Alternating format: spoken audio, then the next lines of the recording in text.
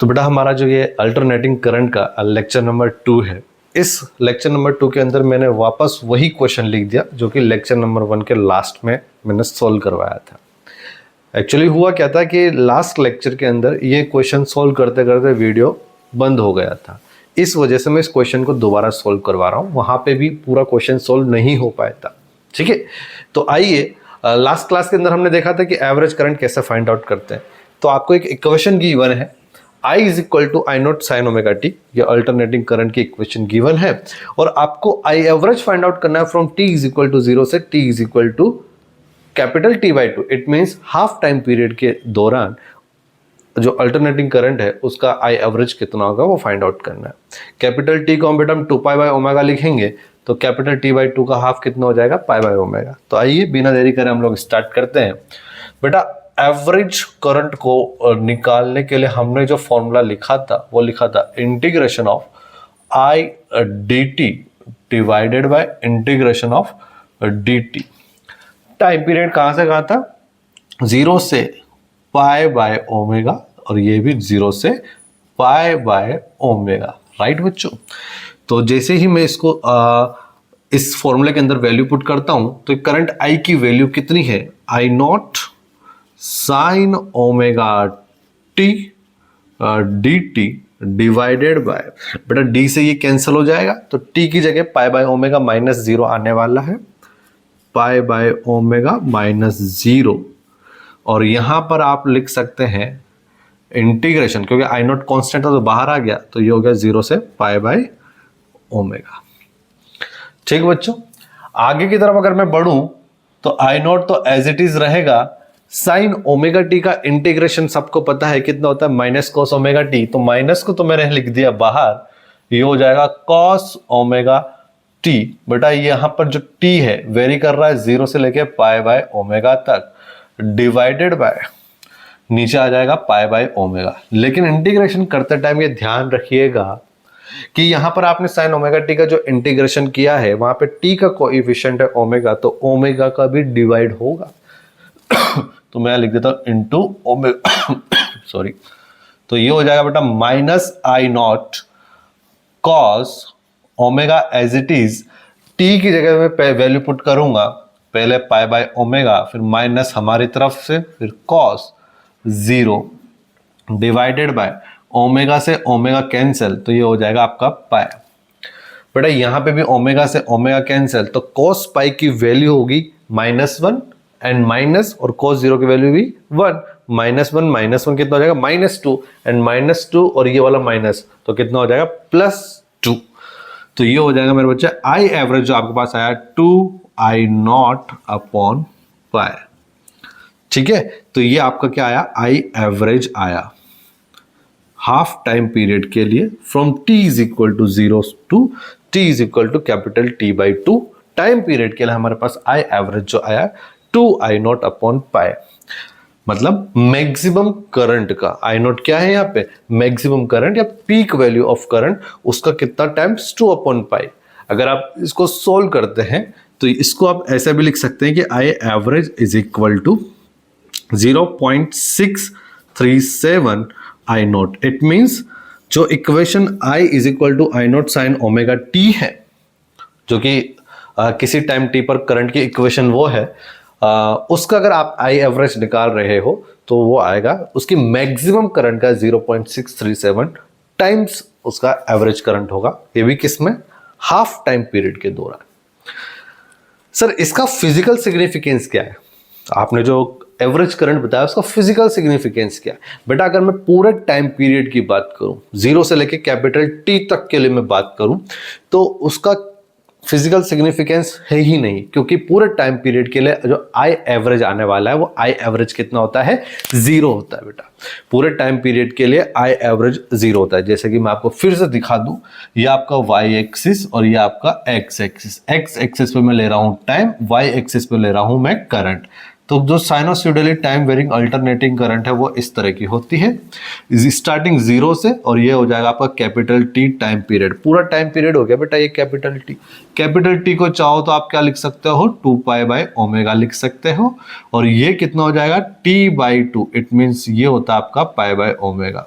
तो बेटा पूरे टाइम पीरियड में आप देखिए कि ये वाला एरिया और ये वाला एरिया 0 से लेके कैपिटल T/2, T/2 से लेके कैपिटल टी तक का जो एरिया है, यहाँ पे पॉजिटिव और नेगेटिव एरिया सेम है, तो नेट एरिया कितना हो गया 0। और यहाँ पे जो ये वाली टर्म है, बस यहाँ पर आपको 0 से कैपिटल टी पुट करना है, तो ये क्या होता है आपका चार्ज होता है। क्या होता है ये चार्ज, और इसको आप बोल सकते हो area under the curve between I and T. Current और टाइम के बीच का जो कर्व है उसका एरिया निकाल लो, उसके अंडर का एरिया निकाल लो, वो आपको चार्ज प्रोवाइड करवा देगा। तो बेटा मैं अगर पूरे टाइम पीरियड की बात करूं 0 से लेके कैपिटल टी तक कर ले, तो आप देख सकते हो यहाँ पर ये वाला एरिया और ये वाला एरिया पॉजिटिव है, और ये वाला एरिया उतना ही time period, half time period में नेगेटिव। तो नेट एरिया पूरे टाइम के लिए आ गया 0। इसलिए पूरे टाइम पीरियड 0 से कैपिटल टी तक का कोई फिजिकल सिग्निफिकेंस नहीं है। आई एवरेज का कोई फिजिकल सिग्निफिकेंस नहीं। इसका मतलब कतई ये नहीं है बेटा कि करंट फ्लो नहीं हो रहा है, करंट तो फ्लो हो रहा है, लेकिन पूरे टाइम पीरियड के लिए आई एवरेज 0 है, तो इसका किसी भी प्रकार का कोई फिजिकल सिग्निफिकेंस नहीं है। हाँ, लेकिन फिजिकल सिग्निफिकेंस अगर बोलें तो फिजिकल सिग्निफिकेंस किसके लिए मैं बोल सकता हूँ, हाफ टाइम पीरियड के लिए बोल सकता हूँ बेटा मैं। फिजिकल सिग्निफिकेंस किसके लिए बोल सकता हूं, हाफ टाइम पीरियड के लिए। क्या बोल सकता हूं physical significance half time period के लिए, बेटा मैं इसको इस तरह से डिफाइन कर सकता हूं एवरेज करंट को, वैल्यू ऑफ डायरेक्ट करंट। अब जैसे कि इसको मैं थोड़ा सा और अभी दिखाता हूं, देखिएगा। आई एवरेज को मैंने लिखा, I average is equal to integration of I d t from 0 to, यहाँ पे t/2 लिख दिया, divided by integration of d t from 0 to t/2। बेटा इसको मैं डेल्टा टी लिख सकता हूं, कोई दिक्कत वाली बात तो है नहीं, तो डेल्टा टी को इधर भेज दो आप। ये हो जाएगा आपका I average into delta t is equal to integration of 0 से t/2 into I into d t. बेटा यहाँ इंटू नहीं है, integration of I d t from 0 to t/2। तो आप यहां पर ये वाली चीज देख पा रहे हैं क्या, I average current into time क्या होता है बेटा, चार्ज ही तो होता है। तो इसको मैं लिख सकता हूं charge flow by DC and is equal to charge integration I d t. क्या होता है, ये भी तो चार्ज ही होता है। तो चार्ज फ्लो बाय एसी क्या है बेटा, चार्ज फ्लो बाय एसी। तो मैं फिजिकल सिग्निफिकेंस जो निकल के आ रहा है वो हाफ टाइम पीरियड के लिए निकल के आ रहा है। बेसिकली फिजिकल सिग्निफिकेंस होता है वो पूरे टाइम पीरियड का होता है, पूरे टाइम पीरियड का होता है, लेकिन पूरे टाइम पीरियड के लिए तो कितना है, आई एवरेज 0 है। लेकिन अब हाफ टाइम पीरियड के लिए अगर बात करें तो हम ये बोल सकते हैं कि charge flow by DC is equal to charge flow by AC. Physical significance ऐसा नहीं बेटा, आप चार्ज फ्लो जो लिख सकते हो ना, जो चार्ज फ्लो लिख रहे हो वो पूरे टाइम पीरियड के लिए भी लिख सकते हो। चार्ज फ्लो वो पूरे टाइम पीरियड के लिए भी लिख सकते हो, लेकिन पूरे टाइम पीरियड के लिए आई एवरेज आई कितना रहा है, 0 आ रहा है। लेकिन यहाँ पर जो फिजिकल सिग्निफिकेंस है वो क्या है, charge flow by DC is equal to charge flow by AC. It means value of direct current which sends the same amount of charge in circuit. Direct current की वो वैल्यू जो कि same amount of charge क्या करता है बेटा, flow करता है किसी सर्किट के अंदर किसी सेम टाइम में, और उसी सेम टाइम में अल्टरनेटिंग करंट भी क्या करता है, चार्ज फ्लो करता है उसी सर्किट के अंदर। ये इसका फिजिकल सिग्निफिकेंस है during the time period capital T/2। ये इसका मतलब था। आई होप कि आपको यहां तक तो बात समझ में आई होगी अच्छे से। नेक्स्ट बेटा आगे की तरफ बढ़ते हैं। कुछ क्वेश्चन है जिनको मैं सोल्व करवाता हूं। I is equal to 4 + 3 sin ω t, ये क्वेश्चन है। आपसे पूछा है आई एवरेज निकालो। बड़ा अभी थोड़ी देर पहले ही मैंने बताया है कि इसका पूरे टाइम पीरियड के लिए I is equal to I naught sine omega t लिखा था, तो उसका आई एवरेज पूरे टाइम पीरियड के लिए कितना आया था, 0। तो मुझे इस करंट I का एवरेज फाइंड आउट करना है। तो इस करंट I का एवरेज फाइंड आउट करूंगा 0 से, कुछ नहीं दे रखा है तो हम क्या बोल के चलेंगे, टाइम पीरियड 0 से लेके कैपिटल T। तो इसका तो कितना होने वाला है, 0 होने वाला है। तो ये तो 4 तो कांस्टेंट है, इसका क्या एवरेज होगा, तो इसका एवरेज होगा पूरे करंट का 4 होगा। नेक्स्ट क्वेश्चन अगर उसने इस तरह से पूछ लिया क्या, कि I is equal to 3 sine omega t plus 4 cos omega t. बेटा चाहे साइन का फंक्शन हो चाहे कोस का फंक्शन हो, पूरे टाइम पीरियड के लिए 0 से लेके कैपिटल T टाइम पीरियड के लिए इंटीग्रेशन जो I dt आएगा, मतलब आप I का मतलब इसका अगर आप इंटीग्रेशन करोगे तो इनका कितना आ रहा है, पूरे टाइम पीरियड के लिए 0 आने वाला है, चाहे साइन का फंक्शन हो चाहे कोस का, ये भी 0 ये भी 0। तो इसका I एवरेज कितना आ जाएगा मेरे बच्चे, इसका I एवरेज आ जाएगा 0। ठीक है। लेकिन अगर किसी क्वेश्चन में मान लीजिए, जैसे कि पहला क्वेश्चन मैंने आपको बताया, किसी क्वेश्चन में साइन के फंक्शन के साथ साथ एक कांस्टेंट दे दिया, तो साइन का फंक्शन तो पूरे टाइम पीरियड के लिए क्या हो जाएगा, 0 हो जाएगा, लेकिन जो कांस्टेंट बचेगा वही आपका क्या होगा, एवरेज। बट अगर अभी इन क्वेश्चन में ऐसा पूछ ले जाए कि हाँ कि t इज इक्वल टू 0 से t is equal to capital T by 2 यानी कि पाई बाई ओमेगा तक आप I एवरेज निकालो, तो आप निकाल सकते हो। फिर आप क्या कर सकते हो बेटा, उसका भी I एवरेज निकाल सकते हो, जैसे मैंने अभी निकालना आपको सिखाया है। इसका अगर मैं हाफ टाइम पीरियड के लिए बात करूं बच्चों तो निकाल सकते हो, मैं आपको निकाल के बता देता हूं। मैं फर्स्ट वाली इक्वेशन का I एवरेज निकाल के बता रहा हूं। I एवरेज बेटा इज इक्वल टू इंटीग्रेशन किसका, पहले वाले का निकाल के बता रहा हूं, integration I dt 4 plus 3 sine omega t dt divided by integration of dt बेटा हाफ टाइम पीरियड, तो 0 से पाई बाय ओमेगा, 0 से पाई बाय ओमेगा, राइट। अगर मैं इसको और आगे सॉल्व करूं तो बच्चों आप देख सकते हो 4 कांस्टेंट बाहर आ गया और उस अंदर क्या बचेगा, dt from 0 to pi by omega plus integration of 3 constant बाहर आ गया, साइन ओमेगा टी dt 0 से pi by omega divided by pi by omega, divided by pi by omega. ठीक है बच्चों, 4 डी से ये कैंसिल तो कितना आ जाएगा, पाई बाय ओमेगा प्लस 3 बेटा साइन ओमेगा टी का इंटीग्रेशन होता है माइनस कॉस ओमेगा टी। और बेसिकली अभी हमने निकालना सीखा है ना, अगर I is equal to I naught sine omega t और हाफ टाइम पीरियड के लिए, हाफ टाइम पीरियड के लिए फॉर्म जो एवरेज आता है वो 2 आई नॉट अपॉन पाई आता है, तो मैं डायरेक्ट लिख दूंगा इसका। चलो ठीक है, बाकी बच्चों को भी जिनको नहीं आ रहा उनको और अच्छे समझ में आ जाएगा, पूरा सॉल्व करता हूं बेटा, मैं तुम्हें डायरेक्ट लिखना भी सिखा दूंगा अभी थोड़ी देर। तो 3 साइन ओमेगा टी है तो ये हो जाएगा माइनस, तो बाहर आने वाला है ये माइनस, और ये हो जाएगा बेटा कॉस ओमेगा टी लिमिट 0 से pi by omega divided by pi by omega. ठीक है, और यहां पे ध्यान रखिएगा डिवाइडेड बाय ओमेगा भी होगा।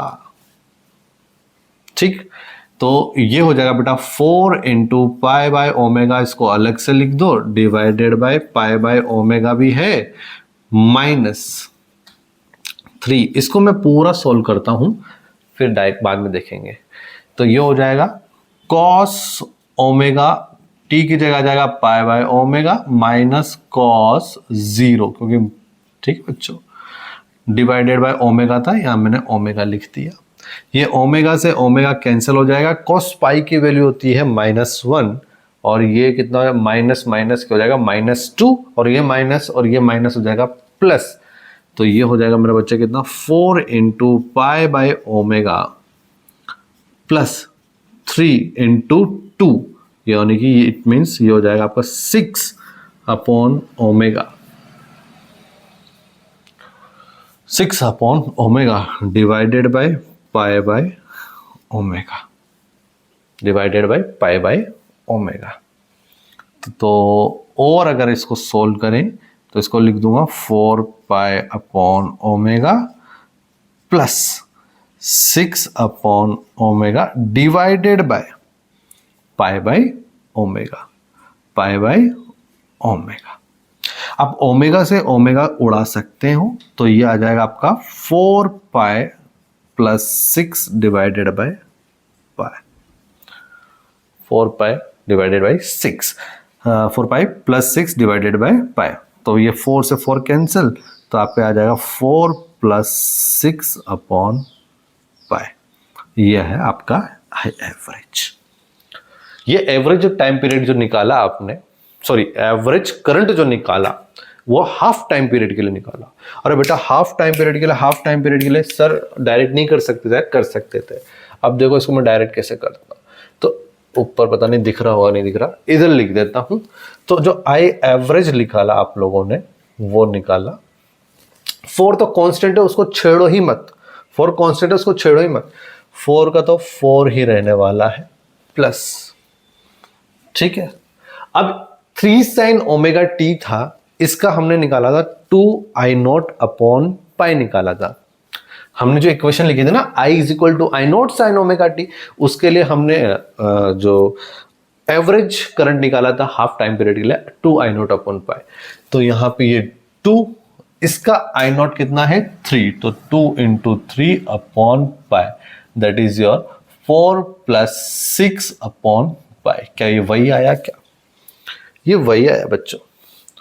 ये वही आया।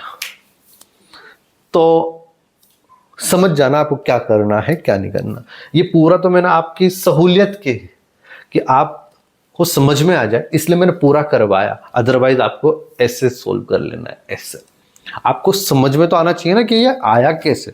अगर वो समझ में आ गया तो बेटा आप डायरेक्ट भी सोल्व कर सकते हो, ठीक है।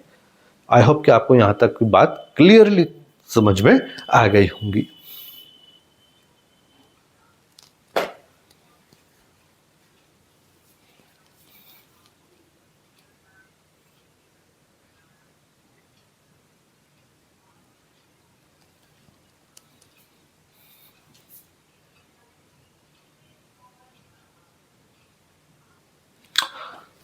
तो बेटा मैं जो IRMS है उसको मैं एक तरह से और डिफाइन कर सकता हूं कि जो IRMS करंट है it is defined as the value of direct current, the value of direct current which produce the same amount of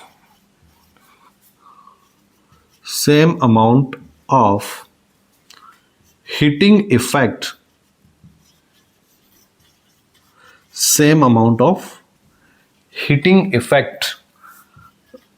in a resistor as is produced by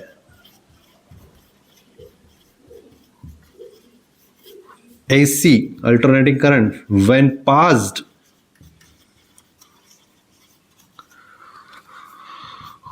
through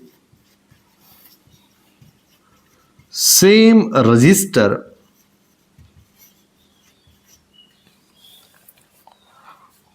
for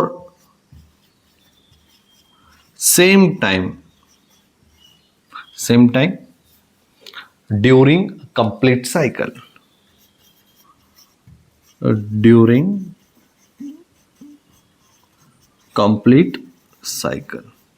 बेटा क्या ये वही बात है जो मैंने अभी थोड़ी देर पहले आपको सिखाई थी कि उसी को मैंने आपको यहाँ पर लैंग्वेज के फॉर्म में लिखा दिया। तो परेशान होने वाली कोई बात मेरे को लगती नहीं है, अच्छी बात है, याद होनी चाहिए। बेटा ये तो केवल बोर्ड्स एग्जाम में अगर आ जाए तो आपको आना चाहिए कि कैसे क्या है क्या नहीं। जो बातें मैंने आपको सिखाई ना उसको लैंग्वेज के फॉर्म में मैंने यहाँ पे लिख दिया, ठीक है बच्चों। नेक्स्ट क्वेश्चन की तरफ बढ़ते हैं हम लोग। जो क्वेश्चन है इस बार का वो अपन लेंगे, लेकिन एक बात और मुझे बतानी थी। यहाँ पे देखिएगा E R M S upon root two is equal to E R M S is equal to E naught upon root two है, तो मैं यहाँ ई नॉट को लिख सकता हूं E R M S into root two. E R M S की जो वैल्यू होती है बेटा वो 220 वोल्ट होती है। Direct current E R M S की जो वैल्यू है वो 220 होती है। डायरेक्ट मतलब आई आर एम एस अगर मैं बात करूं तो वो डायरेक्ट करंट होता है, कांस्टेंट करंट होता है। तो अभी तो कांस्टेंट ईएमएफ है, तो 220 वोल्ट कांस्टेंट होता है। और इसको मैं सोल्व करता हूं तो ये आ रहा है 311 वोल्ट, यानी कि 311 वोल्ट, 311 वोल्ट। इट मींस कि अल्टरनेटिंग ईएमएफ है वो -311 वोल्ट से +311 वोल्ट तक वेरी करता है। तो हम ये बोल सकते हैं, क्या बोल सकते हैं कि अल्टरनेटिंग करंट यानी कि 311 वोल्ट की अल्टरनेटिंग करंट जो है 220 वोल्ट की डायरेक्ट करंट के कंपेयर में बहुत ज्यादा डेंजर है। मैंने क्या बोला, फिर बोलता हूं बेटा। मैंने बोला कि 311 वोल्ट का अल्टरनेटिंग करंट 220 वोल्ट का डायरेक्ट करंट से डेंजर है। इसका मतलब कतई ये नहीं है कि डायरेक्ट करंट डेंजर नहीं होती है, डायरेक्ट करंट भी डेंजर है, लेकिन 311 वोल्ट की जो एसी करंट है और 220 वोल्ट की डीसी करंट से कहीं ज्यादा खतरनाक है। ठीक है, नेक्स्ट क्वेश्चन की तरफ बेटा हम लोग बढ़ते हैं। वो क्वेश्चन है I is equal to A plus b sine omega t. इसका आपको IRMS निकालना है। बेटा मैं आपको सिखा तो रहा हूं, आपको सीखना है, लेकिन एट द एंड जो मैं बोलूंगा वही याद रखना है। ठीक है ना, सीखना भी जरूरी है और एट द एंड जो बोला जाए वो आपको याद रखना भी जरूरी है। तो यहां पर मैं IRMS लिख सकता हूं, IRMS इज इक्वल टू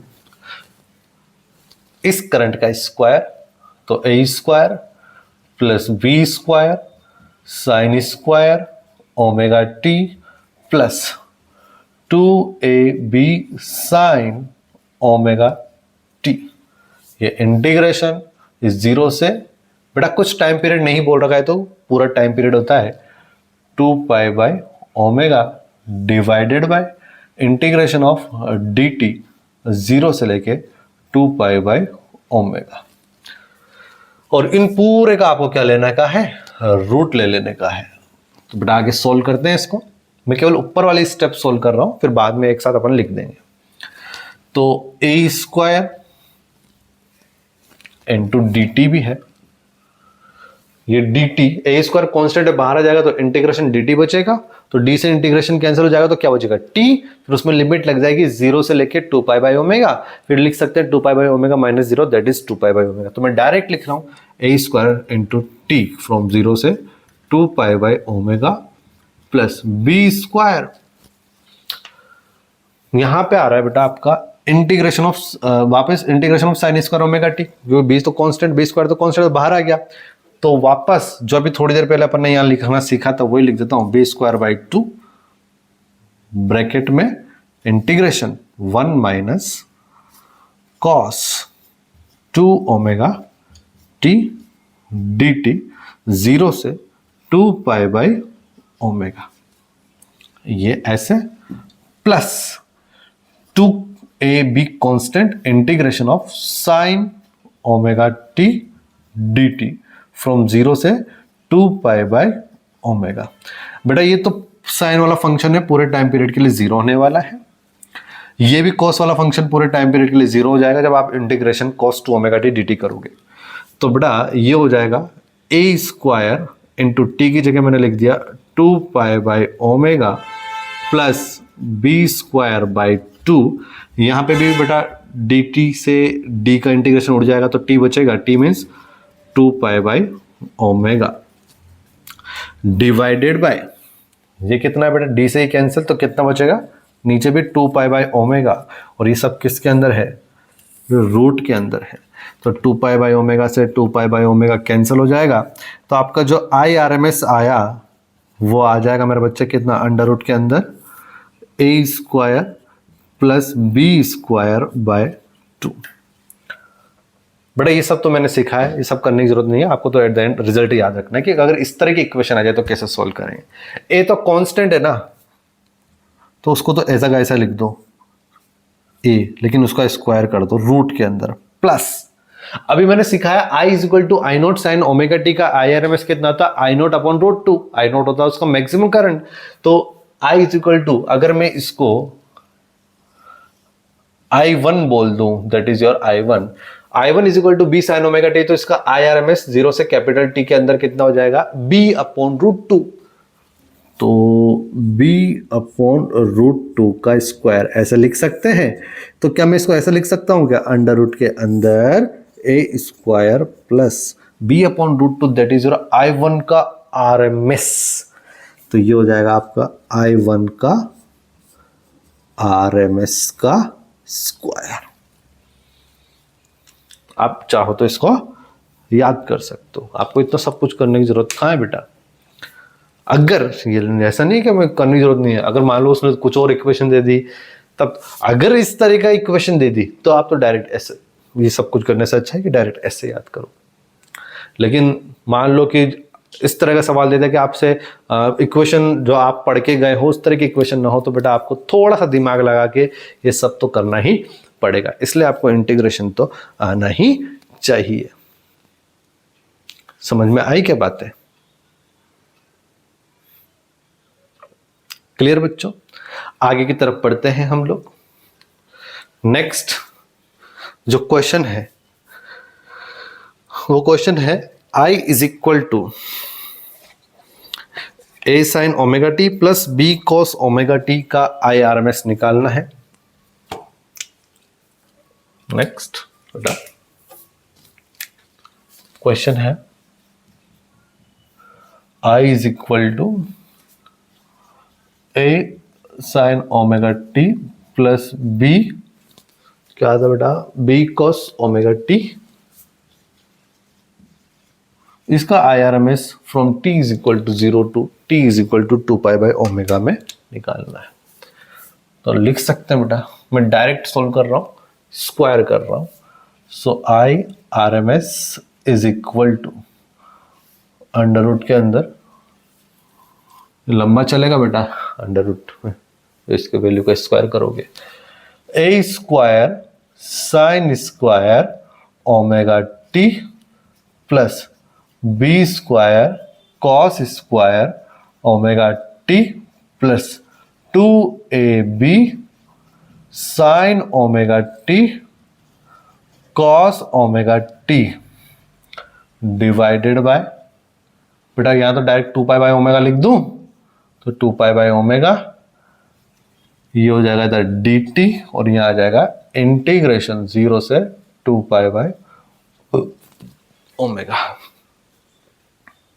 ठीक है। सो IRMS इज इक्वल टू, बेटा मैं ऊपर वाली स्टेप पहले सॉल्व कर देता हूं। a स्क्वायर, इसको मैं डायरेक्ट लिख दूं a square by 2 into t ही आने वाला है 0 से 2 पाई बाई ओमेगा। सर ये डायरेक्ट क्यों लिख दिया आपने बेटा, देखो b square sine square omega t, तो डायरेक्ट लिख दिया इसको b square by 2 into 2 pi by omega, या फिर b square by 2 into t, a square by 2 into t, या फिर a square by 2 into 2 pi by omega लिख सकते हो, प्लस बी स्क्वायर। उसके लिए आपको एक छोटा सा वो आना चाहिए, मैंने अभी थोड़ी देर पहले ही लिखाया था बच्चों, cos 2 थीटा का फॉर्मूला। cos 2 थीटा का फॉर्मूला होता है 2 cos स्क्वायर थीटा -1, है ना, 2 cos स्क्वायर थीटा -1। तो यहां से cos स्क्वायर थीटा आप लिख सकते हो क्या, 1 plus cos 2 theta divided by 2। और बच्चों तो बहुत बढ़िया हो गया तो यार, तो क्या करें, डिवाइडेड बाय 2 तो लिख दो। इस 1 का तो मैं डायरेक्ट t लिख रहा हूं, 0 से 2 पाई बाय ओमेगा। सर ये cos 2 थीटा का क्या करना है बेटा, ये तो cos वाला फंक्शन है, 0 से 2 पाई बाय ओमेगा, वो तो 0 ही होने वाला है, वो तो 0 ही होने वाला है, तो मैं वो नहीं लिख रहा। जिस तरह से मैंने यहाँ पे ये माइनस cos 2 ओमेगा टी लिखा था, यहाँ पे प्लस cos 2 ओमेगा टी हो जाएगा, है ना, प्लस 2ab कांस्टेंट अंदर, सर एक काम करो, ए बी कॉन्स्टेंट अंदर की तरफ, 2 sine omega t cos omega t, 2 sine theta cos theta होता है साइन 2 थीटा, तो ये हो जाएगा sine 2 omega t from 0 to 2 pi by omega, ये तो हो गया 0। अंडर रूट भी तो था, divided by 2 pi by omega, बेटा ये t की जगह 2 पाई बाय ओमेगा ही आने वाला है, डायरेक्ट उड़ा रहा हूं, 2 pi by omega 2 pi by omega 2 pi by omega cancel, तो आपके पास जो IRMS आया वो कितना आया मेरे बच्चे, वो आया a square by 2 plus b square by 2। तो बेटा अगर ये इक्वेशन में इस वाले टर्म को मैं i डैश बोल दूं और इसको आई डबल डैश बोल दूं, तो मैं क्या इसको ऐसे लिख सकता हूं क्या, अंडर रूट के अंदर a अपॉन रूट 2 का square plus b upon root 2 का स्क्वायर, ऐसे लिख सकता हूं, राइट। अब a अपॉन रूट 2 का square plus b upon root 2 का स्क्वायर लिख रहे हो ना बेटा आप लोग, तो a अपॉन रूट 2 तो बेटा मुझे लग रहा है कि आई डैश का RMS हो गया, तो मैं लिख सकता हूं आई डैश का RMS का स्क्वायर प्लस, और ये जो है b upon root 2 I double dash का RMS का स्क्वायर होगा। तो कभी इस तरह की इक्वेशन आए तो बेटा आप इससे अपना काम चला सकते हैं IRMS निकालने के लिए। आई होप कि आपको यहां तक की बातें क्लियरली समझ में तो आ गई होंगी। तो बेटा आपको जो अभी तक बताया है वो समझ में आया होगा, इतनी मैं तो आशा करता हूं आप लोगों से। नेक्स्ट जो क्वेश्चन है थोड़ा सा टफ क्वेश्चन करते हैं बेटा। I is equal to a sine omega t plus b sine omega t plus theta. बेटा मैथमेटिक्स तो है यार, आपको वही IRMS निकालना है, लेकिन IRMS कितने टाइम पीरियड के लिए कुछ नहीं बोला गया है, तो 0 से लेकर capital T time period, it means 2 pi by omega time period के लिए। आइए स्टार्ट करते हैं IRMS निकालने के लिए। बेटा मैं तो एक काम करता हूं, डायरेक्ट लिखना चाहता हूं, ये तो आपका हो जाएगा इधर अंडर रूट, ठीक, अंडर रूट के अंदर फिर जो आप करंट लिखोगे उसका तो स्क्वायर करना ही पड़ेगा, तो स्क्वायर कर दो बेटा इसका, a square sine square omega t plus b square sine square omega t plus theta plus 2ab sine omega t into sine omega t plus theta. तो इंटीग्रेशन 0 से 2 pi by omega into d t divided by, बेटा इसको तो मैं direct लिख देता हूं क्या, 2 पाई बाय ओमेगा, इसको मैं डायरेक्ट लिख देता हूं। सॉल्व करते हैं बेटा, आ जाओ पहले ऊपर वाली स्टेप को सॉल्व करता हूं। ये ए स्क्वायर को तो मैं डायरेक्ट लिख रहा हूं, a square by 2 into t, t की जगह आ जाएगा 2 पाई बाय ओमेगा, डायरेक्ट लिख दिया बेटा, प्लस बी स्क्वायर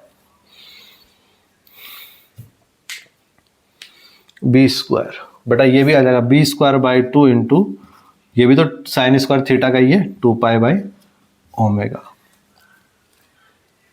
प्लस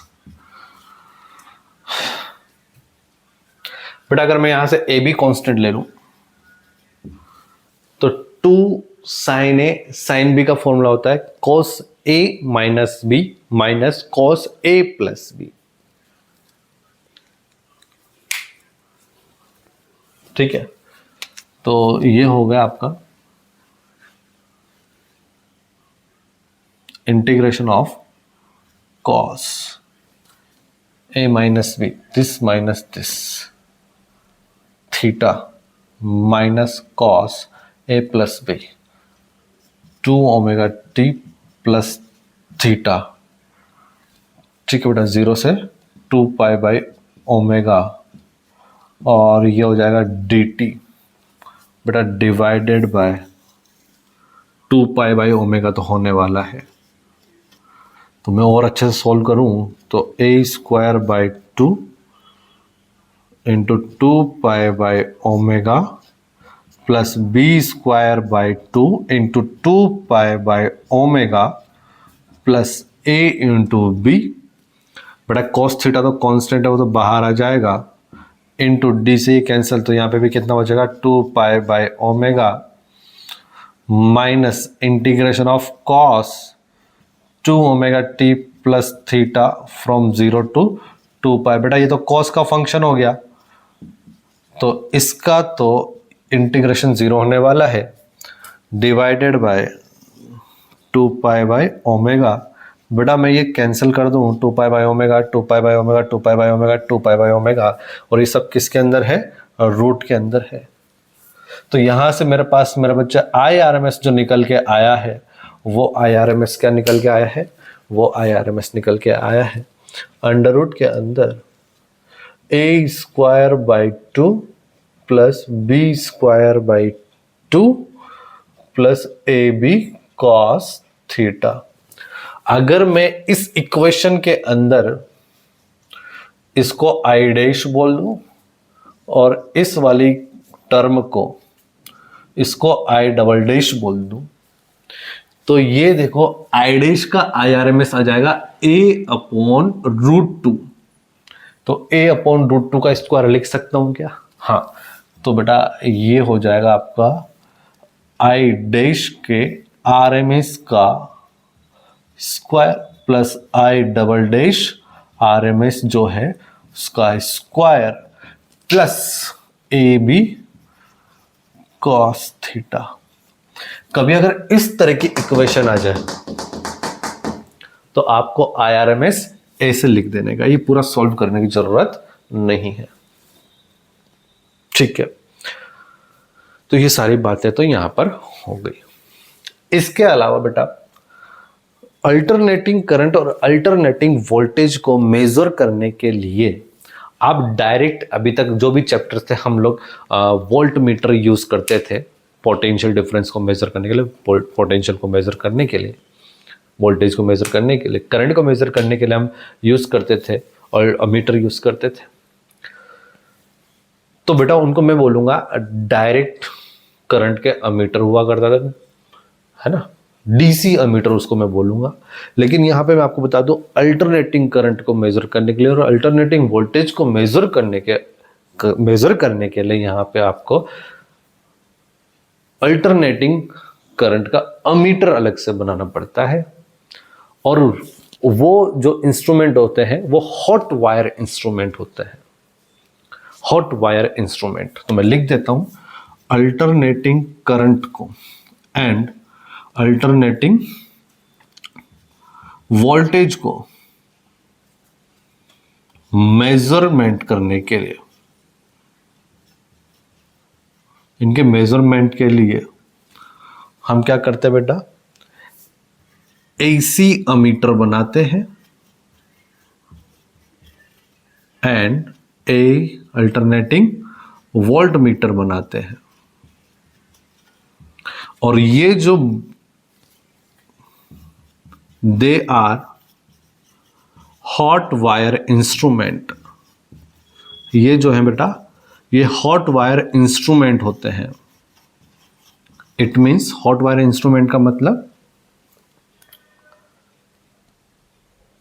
मैं आपको फिर से बोल दूं, आईआरएमएस को मेजर करने के लिए अल्टरनेटिंग करंट में और अल्टरनेटिंग वोल्टेज, अल्टरनेटिंग करंट के लिए बेटा हम किसकी बात करेंगे, आईआरएमएस। IRMS को मेजरमेंट करने के लिए, IRMS को मेजर करने के लिए, और अल्टरनेटिंग वोल्टेज में ERMS को मेजर करने के लिए, अल्टरनेटिंग वोल्टेज के लिए ERMS और अल्टरनेटिंग करंट के लिए IRMS, इनको मेजर करने के लिए हम लोग alternating ammeter and alternating voltmeter का यूज करते हैं बेटा। हम ये क्या करते हैं, इनका यूज करते हैं। They are hot wire instrument, और ये एक तरह का हॉट वायर इंस्ट्रूमेंट होता है। ये heating effect of electric current पर बेस्ड होते हैं, based on heating effect of electric current पर बेस्ड होते हैं। मतलब डीसी डायरेक्ट, जो डीसी करंट डायरेक्ट करंट है, उसमें हम जो अमीटर यूज करते थे डायरेक्ट करंट के लिए, जो हम अमीटर यूज करते थे, वो अमीटर केवल एवरेज वैल्यू को फाइंड आउट करता है, वो इस IRMS को मेजरमेंट नहीं कर सकता। मतलब फाइंड आउट करने वाला वो मेजर करता है बेटा, मैंने उल्टा बोल दिया, फाइंड आउट नहीं आएगा, वो मेजर करता था। वो डीसी अमीटर जो है वो आई एवरेज को मेजर करता है, और ये जो AC अमीटर होगा ये IRMS को मेजर करेगा। They are hot wire instrument and, और ये किस पर बेस्ड होते हैं, heating effect of electric current पर बेस्ड होते हैं। और जबकि DC मीटर जो होते हैं, डायरेक्ट करंट के जो मीटर होते हैं, वो magnetic effect of electric current पर, मैग्नेटिक इफेक्ट पर बेस्ड होते हैं बेटा। वो किस पर बेस्ड होते हैं, मैग्नेटिक ऑफ इलेक्ट्रिक करंट पर बेस्ड होते हैं। और वो मूविंग कॉइल इंस्ट्रूमेंट भी होते हैं बच्चों, वो मूविंग कॉइल इंस्ट्रूमेंट भी होते हैं। बस इतनी सी बात थी। तो बेटा आज का लेक्चर हम यहीं पे समाप्त करते हैं, मिलते हैं नेक्स्ट लेक्चर के अंदर, ठीक है।